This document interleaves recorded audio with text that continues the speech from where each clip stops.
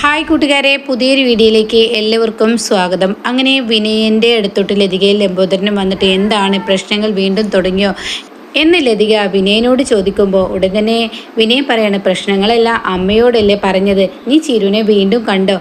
അവളൊരിക്കലും എന്നെ അംഗീകരിക്കാൻ പറ്റില്ലെന്ന് അമ്മയോട് പറഞ്ഞില്ലേ? എപ്പോൾ എന്തിനാടാ നീ ഇങ്ങനെയൊക്കെ പറയുന്നത്? അവൾ എപ്പോഴാണ് എന്നോട് പറഞ്ഞത് ഇവിടെ നിന്ന് ഇറങ്ങുമ്പോൾ അമ്മയോട് അവൾ അങ്ങനെ പറഞ്ഞു എന്ന്?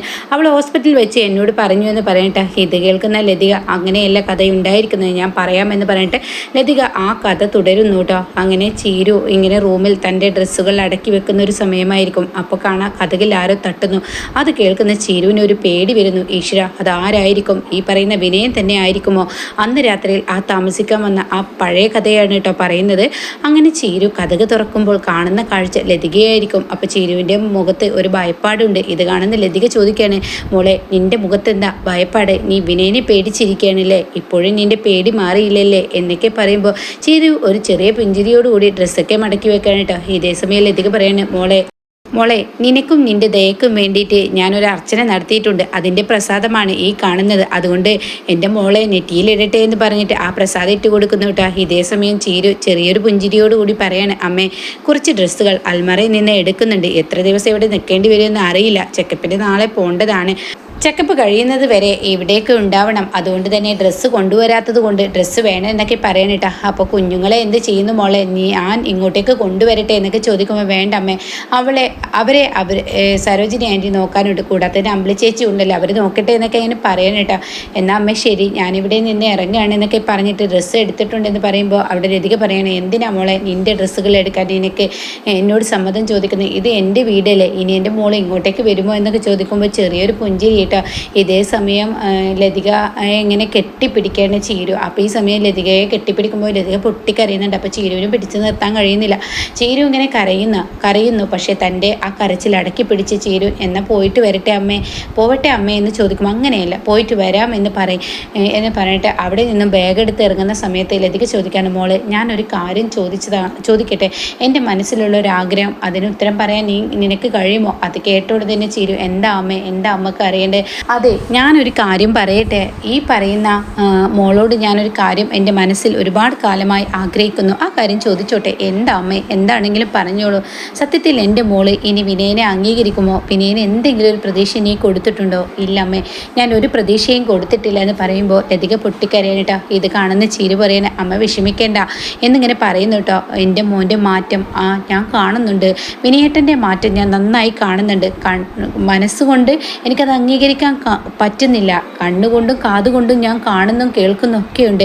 പക്ഷേ മനസ്സും കൂടി അംഗീകരിക്കണ്ടേ എന്ന് പറയുമ്പോൾ മോളെ, അപ്പോൾ നീ പറഞ്ഞു വരുന്നത് അമ്മ പേടിക്കണ്ട, അമ്മ പേടിക്കുന്നത് പോലെ ഒന്നും സംഭവിക്കില്ല. എൻ്റെ ജീവിതത്തിൽ ഇനി പുതിയൊരാൾ ഒരിക്കലും വരില്ല. എന്താ നീ പറയുന്നത്? അതെ, എൻ്റെ ജീവിതത്തിൽ ഒരു ആൾ വരുന്നുണ്ട് അമ്മേ. ആര് എന്നിങ്ങനെ ലതിക ചോദിച്ചുടൻ തന്നെ ലതികയുടെ കൈ പിടിച്ച് തൻ്റെ കുഞ്ഞിൻ്റെ വയറ്റത്ത് വെച്ചിട്ട് പറയണേ, എൻ്റെ ജീവിതത്തിൽ ഇനി ഒരാൾ വരുന്നുണ്ടെങ്കിൽ നമ്മുടെ കുഞ്ഞായിരിക്കും, അല്ലാതെ വേറൊരാൾ വരില്ല എന്നൊക്കെ ഇങ്ങനെ പറയണേട്ടാ. അത് കേൾക്കുന്നതിനോട് കൂടിയിട്ട് ഒത്തിരി സന്തോഷം ലതികക്കാവണേ. എന്നിട്ട് പറയണേ, എൻ്റെ ജീവിതത്തിൽ ഒരാൾ വരില്ല എന്നുള്ള ഉറപ്പ് അമ്മക്ക് ഞാൻ തന്നു. എൻ്റെ മനസ്സ് ശരിയായി കഴിഞ്ഞാൽ തീർച്ചയായും വിനയേട്ടനുമായ ഒരു ജീവിതം എനിക്കുണ്ടാവും. പക്ഷേ അമ്മ അതുവരെ കാത്തിരിക്കണം. എൻ്റെ മനസ്സ് റെഡിയാവുന്നത് വരെ ഈ കാര്യങ്ങളൊന്നും വിനയേട്ടനോട് പറയുകയും ചെയ്യരുത്. ഇല്ല മോളെ, ഇത്ര കേട്ടാൽ മതി. നമുക്ക് ഒരുപാട് സന്തോഷമായി, പറയാൻ വാക്കുകളില്ല, ഒത്തിരി സന്തോഷമായി എന്ന് പറഞ്ഞിട്ട് അവിടെ നിന്നും ഇറങ്ങണേട്ടാ.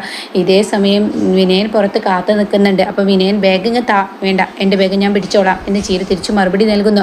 അങ്ങനെ ലതികയും ലംബോദരൻ ഇത് നോക്കുന്നുണ്ട്. ചീരു ഈ പറയുന്നത് വിനയന് ഇഷ്ടപ്പെട്ടില്ലെങ്കിലും വിനയൻ ബൈക്കിൽ കയറിയിരിക്കുന്നത് തന്നെ അംഗീകരിക്കുന്നില്ല എന്ന സങ്കടത്തോട് കൂടിയിട്ട് അങ്ങനെ ചീരു ആണെങ്കിൽ തൻ്റെ അമ്മയോട് ഇങ്ങനെ കണ്ണിട്ട് കാട്ടി പിന്നീട് അവിടെ നിന്ന് പോവാണ്. അപ്പോൾ ഇക്കാര്യങ്ങളൊക്കെ പറയുന്ന വിനയന് സന്തോഷം കൊണ്ട് തുള്ളിച്ചാടാനാണ് തോന്നുന്നത്. സന്തോഷം കൊണ്ട് എന്താ ചെയ്യേണ്ടതെന്ന് അറിയാതെ വിനയൻ പറയണ, അമ്മേ, എൻ്റെ പൊന്നമ്മേ, ഇത്രയും വലിയൊരു സന്തോഷ വാർത്ത എൻ്റെ ചീരു എന്നോട് പറഞ്ഞിട്ടുണ്ടെങ്കിൽ അമ്മയോട് പറഞ്ഞിട്ടുണ്ടെങ്കിൽ എന്തുകൊണ്ട് എൻ്റെ അമ്മ എന്നോട് പറഞ്ഞില്ല? അമ്മക്കൊന്ന് പറയായിരുന്നില്ലേ എന്നൊക്കെ ഇങ്ങനെ പറയുമ്പോൾ തീർച്ചയായും മോനെ അത് പറയേണ്ട സമയമാവട്ടെ എന്ന് കരുതി.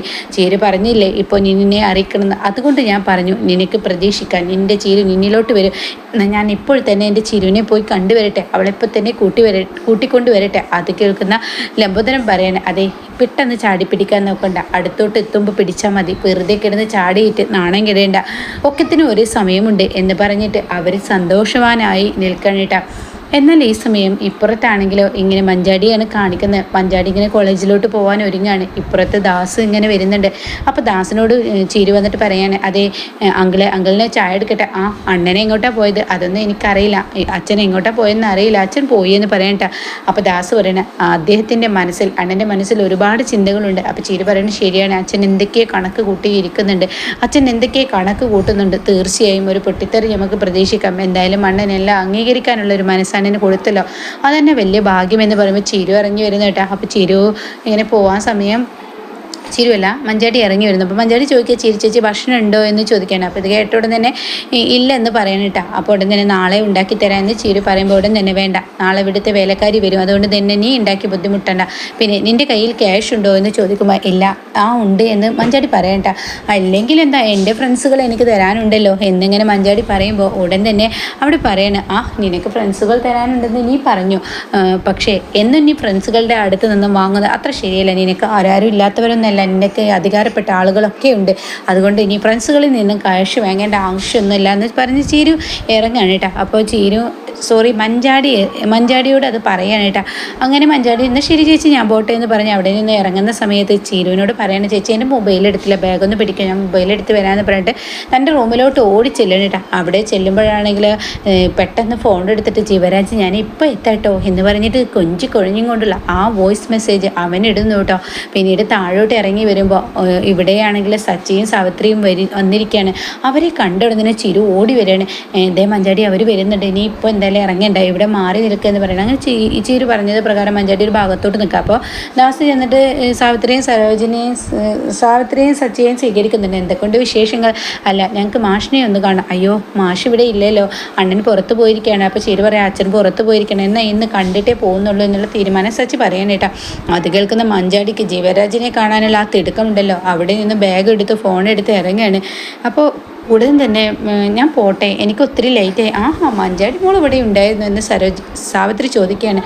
ഞാൻ കോളേജിൽ പോകാൻ ഇറങ്ങുന്ന സമയത്ത് എൻ്റെ മൊബൈൽ എടുത്തത് കൊണ്ട് തന്നെ മുകളിലോട്ട് കയറിയതാണ്, എന്നാൽ ഞാൻ പോട്ടെ എനിക്ക് തിരക്കുണ്ട് എന്ന് പറയും. മഞ്ചാടി അവിടെ നിന്ന് ഇറങ്ങുമ്പോൾ സച്ചി പറയണേ, മോളൊന്ന് അവിടെ നിന്നേ. അപ്പോൾ ഉടൻ തന്നെ അവിടെ നിൽക്കുകയാണ് കേട്ടോ. അതെ എന്നോട് കുറച്ച് കാര്യങ്ങൾ ചോദിക്കാനുണ്ട്, ഇന്നലെ കോളേജിലുണ്ടായ സംഭവം എന്താ, നിങ്ങൾ വീഡിയോ കണ്ടില്ലേ എന്ന് തിരിച്ച് മറുപടി പറയുമ്പോൾ ചീരു ഇങ്ങനെ അന്തം വിട്ട് നോക്കി നിൽക്കണം കേട്ടോ, കൂടെ ദാസും. അപ്പോൾ ഉടൻ തന്നെ വീഡിയോ കണ്ടു, പക്ഷേ അതിൻ്റെ സത്യാവസ്ഥ അറിയണമല്ലോ, അതുകൊണ്ടാണ്. അതെ സത്യാവസ്ഥ അറിയണമെങ്കിൽ ചിരി ചേച്ചി ഇവിടെയുണ്ട്, അവരോട് അങ്ങ് ചോദിച്ചാൽ മതി എന്ന് പറയാനായിട്ട് ചേച്ചിയോട് ഞാൻ എല്ലാം പറഞ്ഞിട്ടുണ്ട് എന്ന് മഞ്ചാടി പറയുമ്പോൾ അവിടെ സച്ചി ചോദിക്കുകയാണ്, എൻ്റെ മകൻ്റെ തീരുമാനം എന്താണ്, എൻ്റെ മകനുമായുള്ള കല്യാണം നിൻ്റെ ഉറപ്പിക്കൽ തീരുമാനം എന്തായി? അതെ നിങ്ങളുടെ മകനെ ഒരിക്കലും എനിക്ക് അംഗീകരിക്കാൻ കഴിയില്ല, നിങ്ങളുടെ മകനുമായുള്ള ഒരു ഉള്ളതുപോലെ പറയണല്ലോ, ഒരു വിവാഹത്തിന് എനിക്ക് സമ്മതമല്ല എന്ന് പറയട്ടെ. അപ്പോൾ ഇത് കേട്ട ഉടനെ സച്ചിക്ക് അങ്ങ് ദേഷ്യം പിടിച്ചിട്ട്, എൻ്റെ മകനും അത് തന്നെയാണ് തീരുമാനിച്ചിരിക്കുന്നത്, നിന്നെ വിവാഹം കഴിക്കാൻ ഇഷ്ടമല്ല. അപ്പോൾ ഇത് കേൾക്കുന്ന മഞ്ചാടി പറയാം, അങ്ങനെയാണെങ്കിൽ നല്ലത് തന്നെയാണല്ലോ, കാരണം എൻ്റെ അച്ഛനോട് പറഞ്ഞാൽ മതി, എൻ്റെ അച്ഛന് ഉൾക്കൊള്ളാൻ കുറച്ച് ബുദ്ധിമുട്ടൊക്കെ ഉണ്ടാവും, പക്ഷേ ചേച്ചിയും ദാസങ്ങളൊക്കെ ഉള്ളത് കൊണ്ട് എൻ്റെ അച്ഛന് ബുദ്ധിമുട്ടുണ്ടാവുമായിരിക്കും. പക്ഷേ നീനോട് ഒരു കാര്യം പറയട്ടെ, നീ ഇതിൻ്റെ പേരിൽ കേസ് കൊടുക്കാൻ ഉദ്ദേശിക്കുന്നുണ്ട്. അപ്പോൾ അത് കേട്ട ഉടനെ തന്നെ മഞ്ചാടി പറയാം, ഞാനല്ലേ കേസ് കൊടുക്കുന്നത്, ഈ പറയുന്ന ജീവരാജല്ലേ കേസ് കൊടുക്കുന്നത്, എനിക്ക് അവർ ചെയ്യുന്ന പ്രവൃത്തി എങ്ങനെ അറിയാൻ പറ്റുമെന്നൊക്കെ പറഞ്ഞിട്ട് അവിടെ നിന്ന് എനിക്ക് നേരം വഴുകി പറഞ്ഞ് ഇറങ്ങുമ്പോൾ ഒട്ടും ഇഷ്ടപ്പെടില്ല കേട്ടോ ചിരുവിന്. എന്ത് വൃത്തികെട്ടവളാണ് തൻ്റെ അനിയത്തി എന്ന ഭാവത്തിൽ ചിരു നോക്കി നിൽക്കാനായിട്ട്. അപ്പം ഇങ്ങനെയൊക്കെയുള്ള ഒരു എപ്പിസോഡാണ് ഇന്ന് വന്നിരിക്കുന്നത്.